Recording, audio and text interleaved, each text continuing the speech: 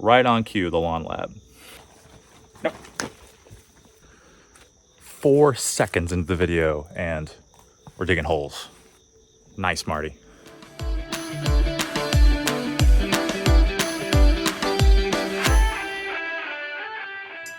So when I was a newly minted lieutenant in the Marine Corps, a captain at TBS taught me how to put my socks on.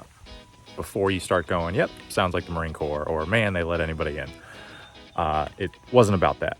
It was about making sure that you got the small details right and you did everything you were supposed to do before you stepped off, literally and figuratively. And part of putting your socks on is making sure that you don't have any rips, folds, you're not gonna get any blisters. So when go time comes, you don't have to worry about doing something or correcting something that you should have already had pat. And that is the situation I'm in right now. In our previous installment of the golf course lawn playlist, I put down the grass seed, I prepared the seeding surface, prepared the soil, aerated, raked in, set up the irrigation, and I mentioned that I was only going to be putting down the grass seed that I had left over from last year. And in the back of my mind, I was thinking, you know what, this isn't exactly what I want to do, but I'm trying just to do this on a budget. I'm trying to get this done quickly. I want to see what the results are going to be, possibly if I could just get it done without having to order new seed. But seeding rates are how they are for a reason, and I should have just bit the bullet and ordered new grass seed.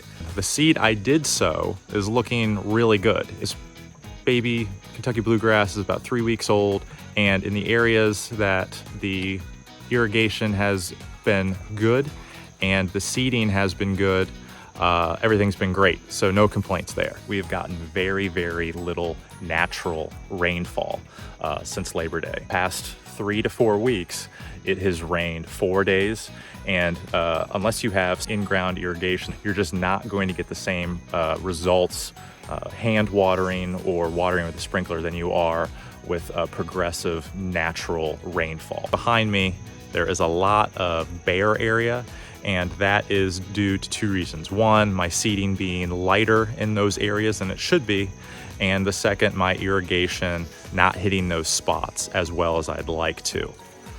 The sprinkler, the way I have it with the PVC pipe and going up to the Rainbird sprinkler, I absolutely love it, but you need something to anchor it down. You need something to give it structure. You look, got a piece of rebar zip tied to this, and it gives it strength. It doesn't allow the sprinkler to come so far back when it sprays out from all the pressure. If you just have normal PVC coming up, it's gonna come really far back. It's gonna give you a little bit too much of an arc. You're not gonna be able to dial it in as well as you would like to. And that's kind of what's happening in the backyard. I'm getting too much arc, and the water isn't landing in a uniform curtain as I would want it to. The other thing are the weeds. There's lots of weeds coming up, and I don't really care about those so much. I've said that time and time again. They're not going to be able to grow as aggressively as they are now once I start mowing frequently. That's going to take care of itself. I didn't spray tenacity. I'm not worrying about mesotrione going down at the moment. I really just want to get the turf going as well as I can, and then I can correct those things later. So when I did this project last year, I actually have a picture of what it looked like about 3 to 4 weeks after putting the seed down. And I'll show you this picture right now, and it looks way better than it currently does. And that is mainly due to the seeding rate. I only seeded about 2 pounds per 1,000 square feet back there, when last year I think I did 3 and 3 pounds, so an extra 2 pounds of grass seed. And Kentucky bluegrass, the seeds are quite small, so it's a huge difference. I want to share all this with you though, and be upfront that it's not always cut and dry, and it's not going to be putting the grass seed down, watering it, and 3 weeks later you're going to have a perfect yard. This takes time. This is difficult, and it's a process, and part of the difficulty is being okay with less than perfection. You're going to constantly be working about this. So This is what we have going right now. And we have some heavy weeds right here. I'd like to take care of that today. And these are some things that maybe you can take forward into your fall seeding projects. If things aren't going perfectly, or if people are sharing things on Facebook and maybe your yard doesn't look that great or your timeline's different. Several things have factored into why the grass behind me looks like it does and not like I want it to. We are going to fix the problems that my laziness created for us. So present JJ is really kind of annoyed with past JJ, but we're going to be doing future JJ some big favors today, and they're just gonna pay dividends. So step one, we are going to vacuum up all of the leaves. I'm going to take my old Greenworks mower, I'm going to set that baby down on its butt on the lowest setting, and I'm going to vacuum up all of those leaves. For your first mow on your new lawn, just go slow. You're gonna be fine.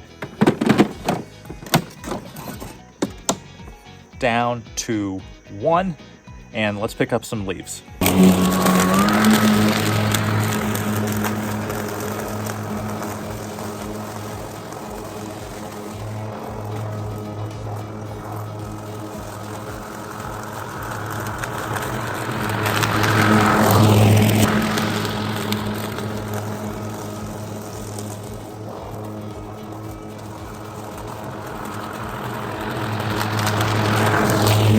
Things are looking pretty good from my end. Let's keep it up.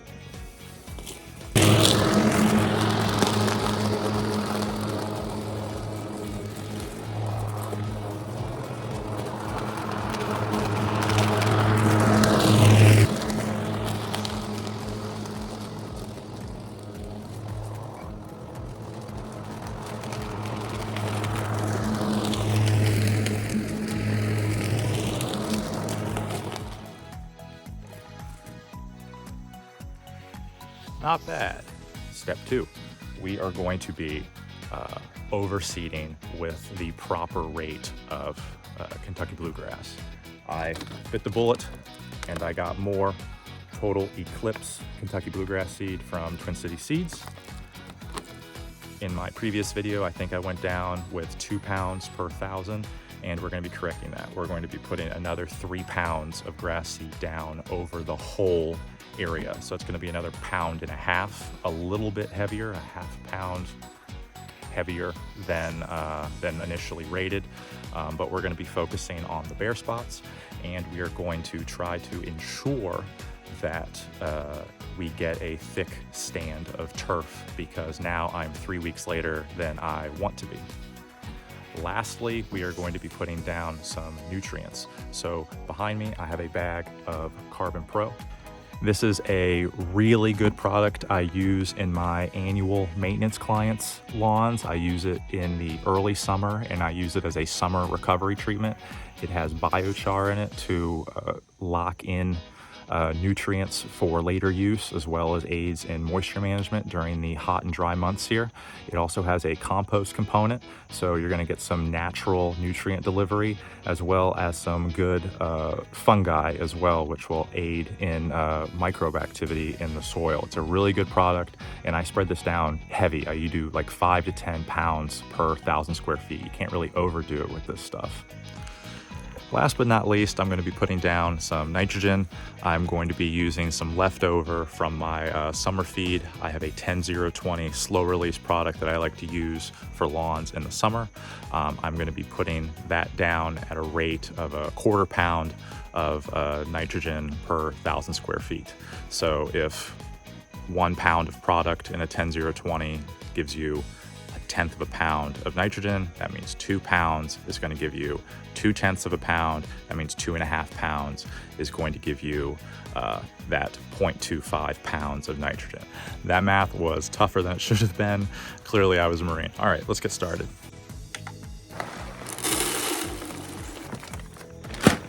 Some grass seed does recommend at the time of seeding you put the fertilizer down at the same time.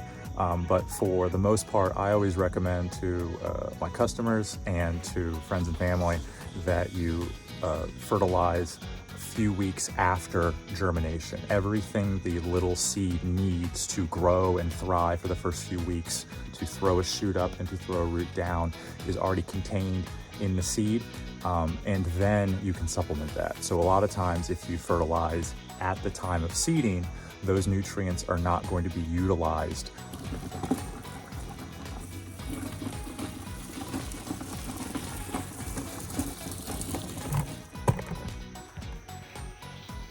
Zip ties, WD-40, and Monster energy drinks run planet Earth.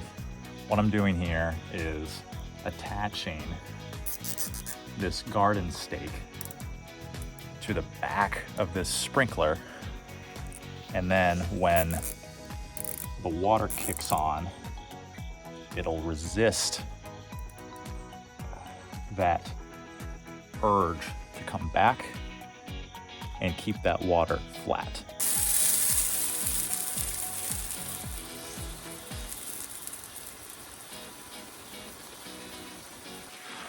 Okay, some final thoughts going forward with this project and things you can also take forward into your seeding project. 1, set up your irrigation first and get that dialed in before you even put the seed down.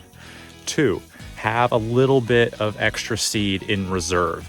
Don't try to penny pinch and squeeze out an extra few 1,000 square feet. It's not worth it in the long run. If you have to decide between like a 10-pound bag and a 25-pound bag of grass seed, I understand that, but I highly recommend if you can buy a little bit extra, please do so.